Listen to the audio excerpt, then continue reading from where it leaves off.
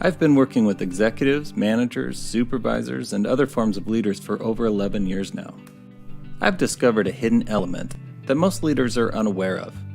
I call this the leadership ego. It is vital for leaders to have it, but can be detrimental if they have too much of it. It exists because as leaders, we have to make decisions, set missions and targets, make tough choices when others may not be willing to. We take risks, and ultimately, we have to lead. The leadership ego protects our internal self, our confidence, which enables us to do what it takes to be a leader. It can be tricky to keep our leadership ego in balance. We don't want too little, and we don't want too much. If we have too little, we end up with a fragile leader or one stuck in indecision.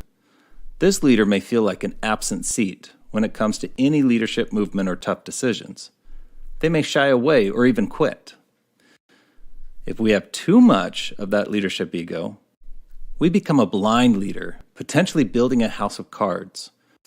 We run the risk of becoming like the emperor in the book, The Emperor's New Clothes. It's easy for this type of leader to avoid and become deaf to constructive feedback. The most common consequences is the damage to employees' engagement and morale.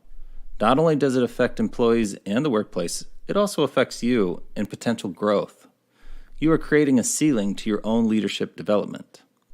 When we have just enough of that leadership ego, you'll find a leader ready to take on challenges, ready to adapt, resilient, and ready to do what it takes to build teams and solid structures around them.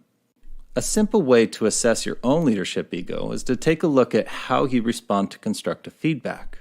When you get the feedback, does it crush you and make you want to run away from being a leader? That would mean you have too little. Does the feedback cause you to blame others, deny, get defensive, become avoidant of the source, and just keep plowing forward?